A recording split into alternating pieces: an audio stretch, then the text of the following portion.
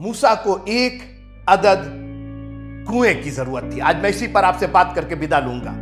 जब फिरौन ने यह बात सुनी तब मूसा को घात करने की युक्ति की। तब मूसा फिरौन के सामने से भागा और मिद्यान देश में जाकर रहने लगा।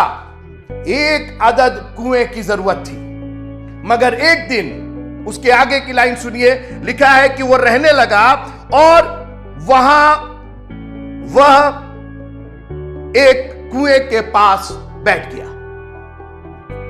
एक हफ्ते के बाद, एक महीने के बाद, एक साल के बाद, मालूम नहीं, लेकिन एक दिन वो एक कुएं के पास बैठ गया।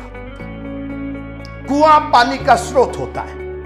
मूसा को सिर्फ एक अदद कुएं की जरूरत थी। लेकिन एक और बात है मित्रों, यह सोता तभी दिखाई देता है जब परमेश्वर हमारी आंखें खोले। जब तक नहीं खोलता है तब तक हमको मम्मी पापा रिश्तेदार खानदान, वो भैया वहां अमेरिका में रहते हैं, वो इंग्लैंड में रहते हैं, वो फलाने रहते हैं, हम दुनिया के ओर देखते हैं क्योंकि हमारी आंखें बंद हैं और हम केवल संसार के स्रोतों को देखते हैं। हाजिरा नाम की एक स्त्री थी। उत्पत्ति की पुस्तक उसका 21वां अध्याय और 19वीं आयत, chapter 21 of Genesis and verse number 19। परमेश्वर ने उसकी आंखें खोल दी। हाजिरा अभी तक इब्राहिम को देखती थी, सारा को देखती थी। ये लोग मेरी मदद करेंगे, अरे इनके पास तो बहुत है, अरे ये तो बहुत मालदार है।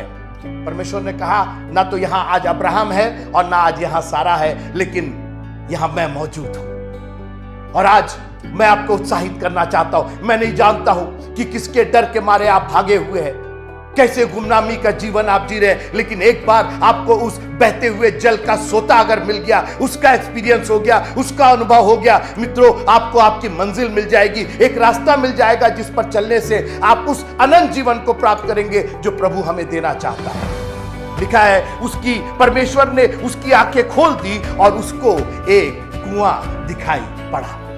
क्या अभी तक वहां कुआं नहीं था? बिल्कुल था, लेकिन उसकी आंखें बंद थी। मैं नहीं जानता हूं कि आप कितने कठोर हो गए हैं अंदर से, लेकिन एक बार जब आपको कुएं के पास उस सोते का साक्षात्कार हो जाएगा, जिंदगी और बहुतायत की जिंदगी से आपका वास्ता हो जाएगा। यूहन्ना रचित सुसमाचार का 4th chapter of book of John. Jesus was passing by and he sat by a well that was the well of Jacob. याकूब के कुएं के पास बैठ गया।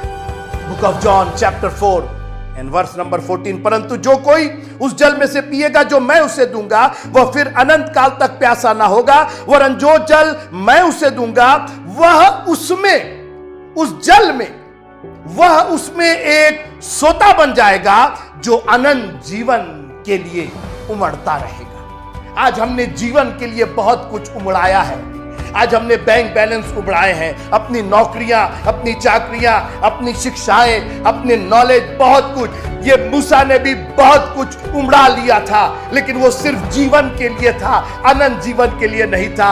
आज इस कुएं के पास आकर के, इस सोते के पास आकर के, ओ प्रभु तेरा धन्यवाद हो कि आज तू हमारी आंखों को खोल रहा है। कोई ना कोई इस वचन का सुनने वाला, उसकी आंखें खुले, उसको एक कुआं दिखाई दे खुदावंद, वो सोता, वो जिंदगी का सोता दिखाई दे, वो जल दिखाई दे जिसको पीने के बाद हम खुद एक सोता बन जाए जो अनंत जीवन के लिए उमड़ता रहे। और मैं आपको चुनौती देना चाहता हूं, जो सोता आपका सांसारिक रूप से, जिस सोते को आपने सोचा कि ये उमड़ेगा और इससे काम हो जाएगा और वो सूखता चला जा रहा है, आज आपको सिर्फ एक अदद यीशु नाम के सोते की जरूरत है।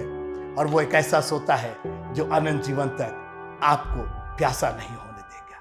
खुदावंद आप सबको बहुत आशीष दे। जय मसीह।